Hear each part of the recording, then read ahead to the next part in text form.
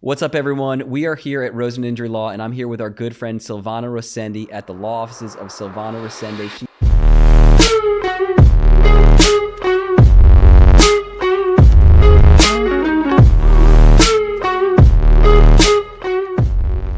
She is down in Doral. She handles guardianship, probate, civil litigation, and I am so thrilled that you're here today. And want to introduce yourself to everybody and tell them a little bit about your practice. Well, thank you for having me, first of all. I'm Sylvana Rosende. I'm a solo practitioner. I practice in the areas of probate, guardianship, and civil litigation. So just tell everyone, what is guardianship, just so they understand the whole concept and why someone may need a guardian. So there's various different versions of a guardianship. You may need a guardianship, for example, if it's a minor receiving a settlement over $15,000 in the state of Florida, or if it's someone who's mentally incapacitated and needs someone to overlook their affairs, their finances, and pretty much all their care. So I see this, and I just had it very recently in a case where we are representing the parent of a minor child who was injured, and their settlement is over a certain amount of money. So in that situation, does a guardianship need to be opened in those circumstances? Most of the time, if it's over $15,000 in the state of Florida, yes, you do need a guardianship for a minor. And how does someone go about opening a guardianship for their minor child if there's a settlement? Right. So this is a process that's done with an attorney. You would hire an attorney to go ahead and file the initial petitions with the court, petition for appointment of guardian, open the restricted account for the guardianship, and then oversee the guardian and all their duties. So, we hear about guardianships and stuff in the news. You know, there's high-profile guardian stuff like Britney Spears. So what is the lawyer's role in, I guess, getting who's the person that's going to be the guardian? Right. So a guardian can either be, usually it's a family member. Mm-hmm. If you're referring to the Britney case, in that case, it was her father. Yeah. Other cases, it may be a professional guardian or a public guardian appointed by the state. Those are usually the people who work as guardians, or a fiduciary too as well may be able to serve. So I've heard the term plenary guardian before, and I think there's other terms regarding different forms of guardianship for different people. What is a plenary guardian? So a plenary guardian is what we call pretty much a complete guardianship. Mm-hmm. That's where all the rights of that person, the ward, are now overseen by the guardian, and the guardian is the one who's able to make all the decisions on behalf of that person. We also have a limited guardian, which takes away some of their rights, not all of them. And so are there some examples of what a limited guardianship would look like, I guess, for a person who either they're injured or they're incapacitated or they're a minor? Right. So usually when it's a settlement, you won't need a plenary guardianship. Mm-hmm. It'll usually be a limited guardianship just for purposes of finances, for property, for those settlement funds that they're receiving. That guardian can now oversee through the limited guardianship. Now, you talked a little bit about a restricted depository account. So if someone comes into a settlement and they have a guardian and there's funds, why is there this restricted depository account for those funds? Right. So the restricted depository account kind of gives the court authority to overview that the funds are not being abused, they're not used for other purposes other than for that ward. You know, that's so important when you think about the guardianship and a guardian. What is the guardian's responsibility towards the person that they're really looking after, as a legal representative? Right. So the guardian is a fiduciary to that person. They have a right to manage their care, their funds, make sure that they're properly investing their funds. If there's a significant amount of funds, that they're being put to good use, that they're being used for their care, their maintenance, and anything that ward may need. So what's the idea? What's this concept of the guardian? What is a fiduciary? So a fiduciary, they owe a duty to that ward. Okay. They can't just, use those funds for X purpose or something that may not be for their care or their health and everything. So they're kind of held to a higher level of responsibility when it comes to the ward. And so if the guardian actually tries to take money or does something nefarious, can they get in trouble? Yes. So then that's where those cases of guardianship abuse come into play. Mm-hmm. Sometimes elder exploitation for finances, even when it's the guardian themselves. give just everyone a couple of examples of different guardianships that you handle in your law practice. So I've handled cases for minors for personal injury settlements. Okay. I've handled cases for, unfortunately, when natural guardians, the parents pass away, or they're unable to serve to care for their children. Then you have grandparents come in and take care of those minors. Then many times elderly individuals who are incapacitated, whether it's Alzheimer's, dementia, or cognitive issues, they need someone to oversee their care, their finances, and pretty much their entire life for them. Wow. So that is a big range of different types of cases. And I didn't think about that. And this is really, really important. So a lot of times we have family members that get, they're older. Maybe these, the older generation or elderly people don't have family members. They don't have someone to look after them. And they're either in a nursing home or things like that. Do you handle guardianships for those people that need help? Yes. I mean, if they qualify for a public guardian, that would usually be my route. There's various programs in South Florida. So I've had some of my wards on waiting lists for a public guardian to be able to just handle their care and their finances and everything. I'm amazed, and it's sad because in my practice, in injury cases, I've dealt with a lot of elderly people, like a lot. And one of the things that scares me the most is that they don't have retirement funds set aside. They don't have enough money to live comfortably in a nice apartment and have someone to help them out or buy groceries. And it gets scary that they don't have somebody. So if someone has a situation where they're elderly or they don't have someone or they have family members that they can't care for, are you the type of lawyer they can reach out to get the help that they need? I mean, that's, a sad situation, and definitely the elderly have a place in my heart. And it's unfortunate, but I mean, if there's like a public guardianship program or there's some sort of like assisted living facility, like I'm happy to help with those services, but I haven't encountered it yet. Yeah. All right. And then you also mentioned people who are incapacitated. Like, for instance, if someone is in a bad accident or they've been injured some way and they're incapacitated, meaning they don't have the ability to take care of themselves. Or maybe they don't even have the cognitive ability to kind of think correctly and handle their own affairs. Are those types of guardians that you get involved in? Definitely. I mean, that's usually where the family members tend to step in and say, okay, well, I need to be appointed guardian on behalf of this family member. They're unable to care for themselves. They just have like no ability to handle their finances. And most of the time it'll be a family member that steps in and kind of takes that role as a guardian. Got it.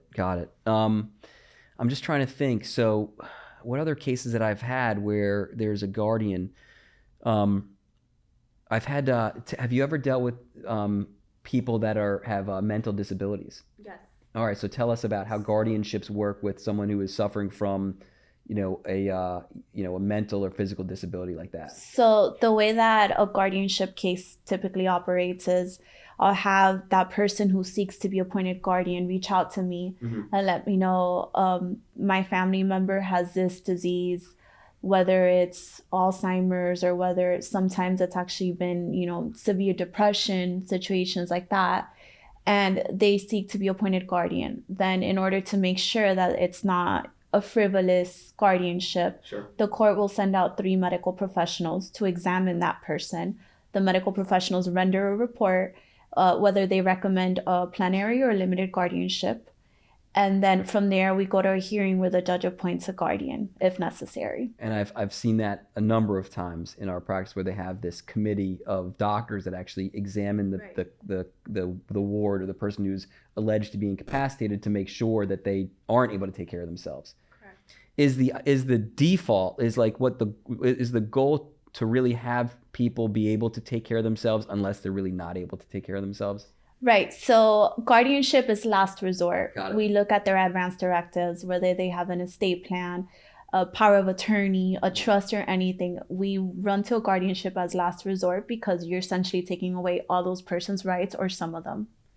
I've also seen in some orders is sometimes the plan when you are put in the position of representing as the attorney, you're opening up the guardianship, is sometimes the plan to almost rehabilitate the person, try to get them back to being not incapacitated? Yeah, I mean, that's always the end goal. And I've probably in the few years I've been doing this, encountered one situation. So it's rare, but it's the happiest moment whenever we have someone who's completely healed from their illnesses and can manage for themselves. Oh yeah, that probably is like an amazing time. Yeah. Because a lot of times, there's no coming back for a lot of these people, and they really need help. They need someone to oversee their affairs. How is it if you're the attorney, you're representing the guardian? Are you representing the guardian, the ward, or both?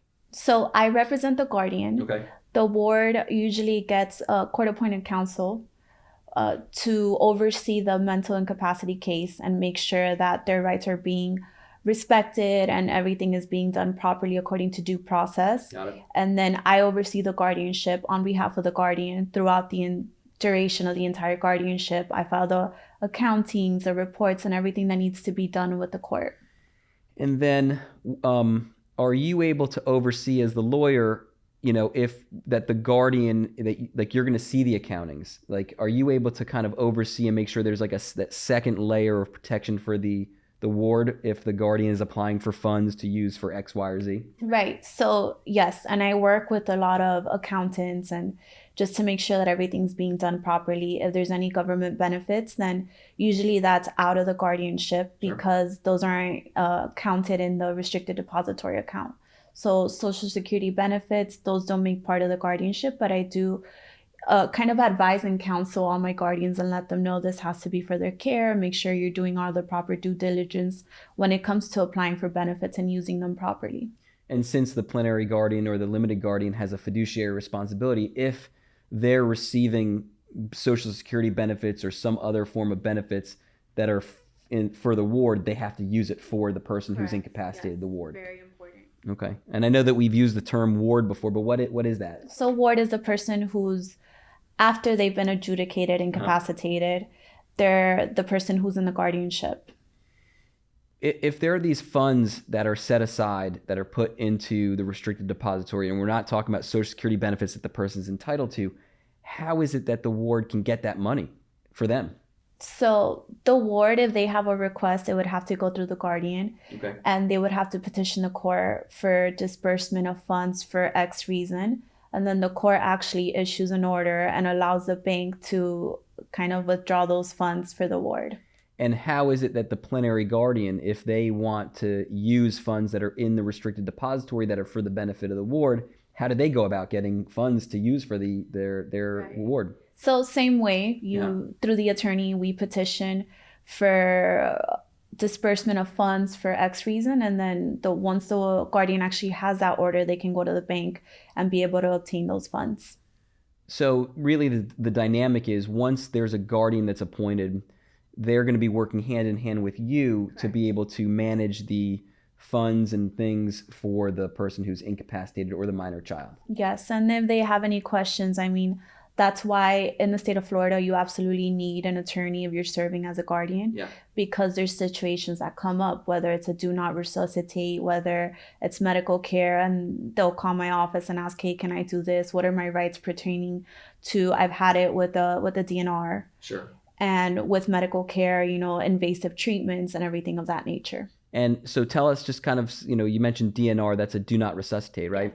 So tell us just a little bit about how does that come up in the context of you representing the legal guardian? So I've encountered a situation where there was a ward and just terminally ill, and the guardian was unsure whether they were able to actually sign a do not resuscitate on their behalf. And now you actually need court authority to be able to do that. Before you didn't. There was an issue with the public guardian. I don't know if you've ever heard of it, but there was an issue with the public guardian signing several of these DNRs. And now, so the court now requires for you to petition to be able to sign a DNR.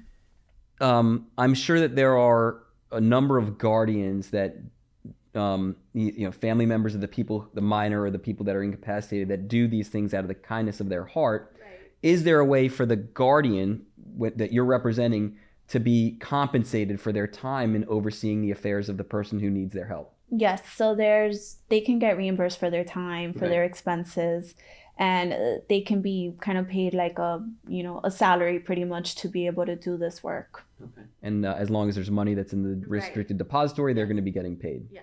Okay. Are there times where you have to get into litigation, or essentially you have to, litigation meaning go after someone because something's, just give us an example of some litigation that you have to do in the guardianship arena. Right. So, I mean, the majority of my focus, my practice is litigation. Okay. So guardianship litigation can arise in many situations. For example, when co-guardians are serving and there's conflict and one of them is trying to remove the other one for taking funds from the ward. That's an example of a guardianship litigation. Got it. So there may be co-guardians. One wants to take money out, the other one doesn't, and then kind of like a, I don't want to say a lawsuit, but like a mini lawsuit between the two arises. Right, to remove one of the guardians. Wow. So does the person who's getting does the person who's getting removed, or they get a separate lawyer to defend them in that situation? Sometimes? I mean, in that situation, yes, because it would be a conflict to represent both. Yeah.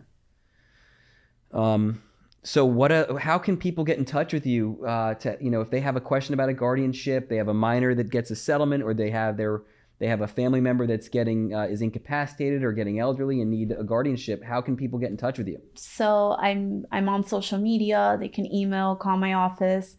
Our first consultation is complimentary. So if anybody wants to go ahead and schedule a consultation, talk about their case, then we can go ahead and do that. And I speak Spanish too as well for South Florida. So tell everyone what is the best phone number to reach out to you? 786-205-5141. And how about, you're on social media. What social media is like your primary social media that you're on? Instagram, and that's Rosende Law. All right. And so people can reach out. They send you a DM and you'll get back to them. Yes. All right. Anything else you want to tell anyone about your practice, or? We covered a bunch. We covered a bunch of ground. Yeah, we did. All right. Well, listen, I appreciate you coming. Thank you so much, and this has been fun. Thank you for having me. Absolutely.